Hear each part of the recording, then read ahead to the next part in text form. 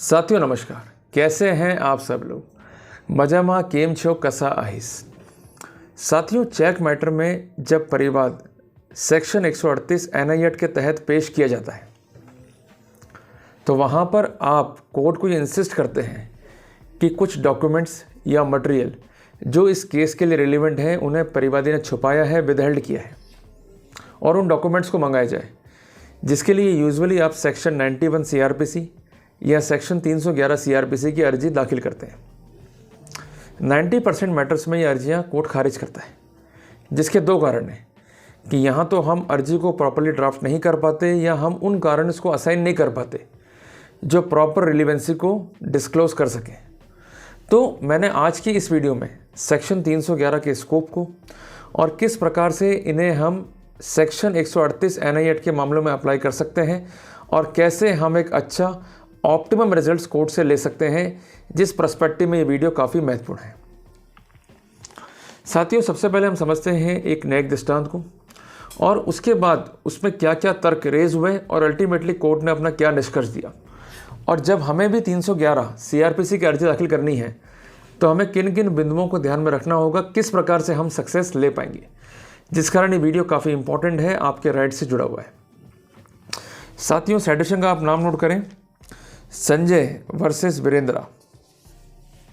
इस मामले में एक अर्जी सेक्शन 311 सीआरपीसी के तहत दाखिल हुई थी और कंसर्न अक्यूज्ड का ये कहना था कि कुछ डॉक्यूमेंट इस केस के लिए मटेरियल है और रिलेवेंट है, उन्हें मंगाया जाए। पर कोर्ट ने उस अर्जी को खारिज कर दिया और ये कह दिया कि कोई भी रिलेवेंसी कंसर्न अक्यूज्ड शो नहीं कर पाया। बट यहाँ पर अक्यूज चालाक था, उसने अर्जी को ड्राफ्ट करते समय जो कानून के पैरामीटर्स थे उनको लिखा और अल्टीमेटली उसकी एप्लीकेशन ऑनरेबल हाई कोर्ट ने स्वीकार करी।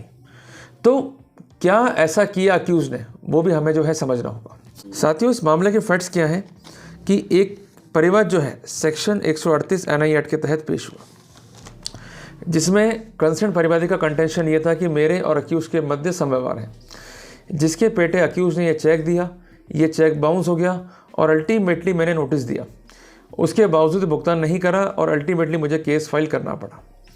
जब अक्यूज कोर्ट में अपीयर हुआ, उसने अपनी बेल कराई और गवाहों को एट लेंथ जो है एग्जामिन किया और इसके साथ साथ उसने सेक्शन 311 सीआरपीसी की अर्जी दाखिल करी और कोर्ट से कहा कि कुछ ऐसे डॉक्यूमेंट हैं जो मटेरियल हैं और इस केस के जेनेसिस को डाउटफुल करने में हेल्पफुल है।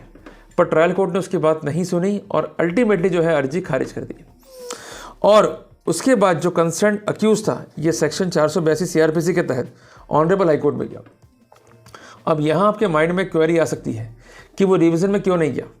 वो रिवीजन में इसलिए नहीं गया क्योंकि सेक्शन 311 सीआरपीसी की निगरानी या रिवीजन लाई नहीं करती है, जिस संबंध में ऑनरेबल सुप्रीम कोर्ट ने स्थिति स्पष्ट की है।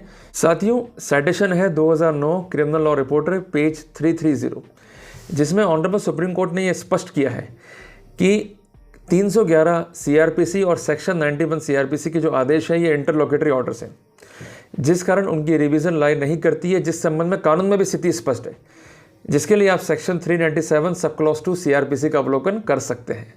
साथियों, इस मैटर में सेक्शन 311 सीआरपीसी के तहत एक इम्पॉर्टेंट एप्लीकेशन दाखिल की गई, जिसमें कोर्ट से कहा गया कि उन डॉक्यूमेंट्स को प्रोड्यूस कराया जाए जिसके अवलोकन मात्र से यह स्पष्ट हो सके कि क्या परिवादी कंप्लेंट फाइल करने के लिए ऑथराइज है या नहीं है।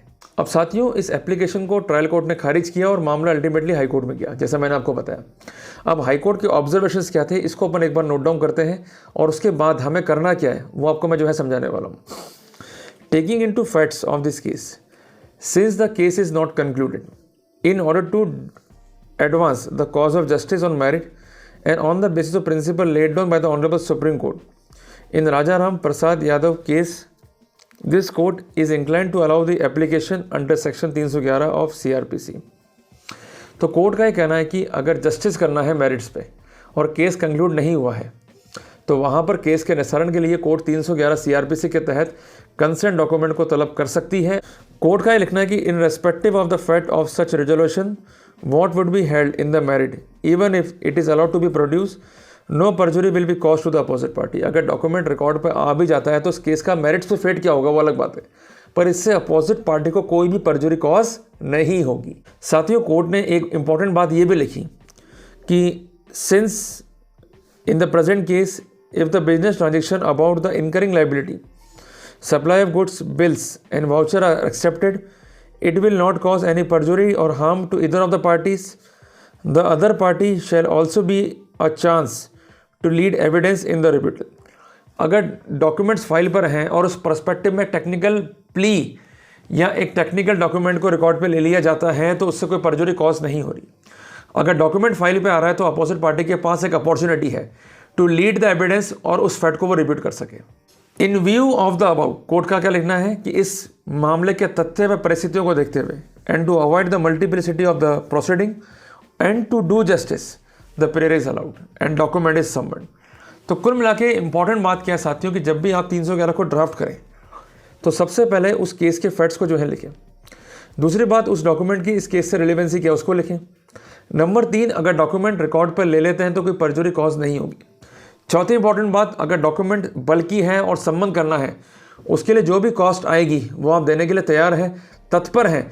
और अगर कोई व्यक्ति कोर्ट में लेकर आ रहा है उन डॉक्यूमेंट्स को तो उसकी जो भी कॉस्ट होगी आप देने के लिए तैयार हैं, तत्पर हैं। इस प्लीडिंग्स को भी लिखें तो उससे आपका शो होता है बोनाफाइड।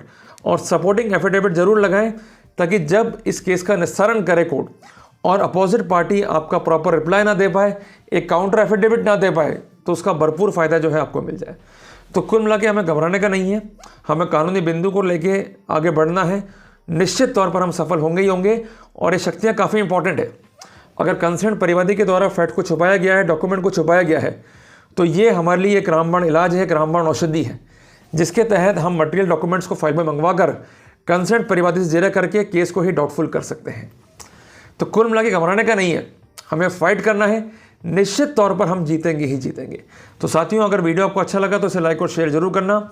मिलते हैं एक नए टॉपिक के साथ, तब तक के लिए जय हिंद, जय भारत।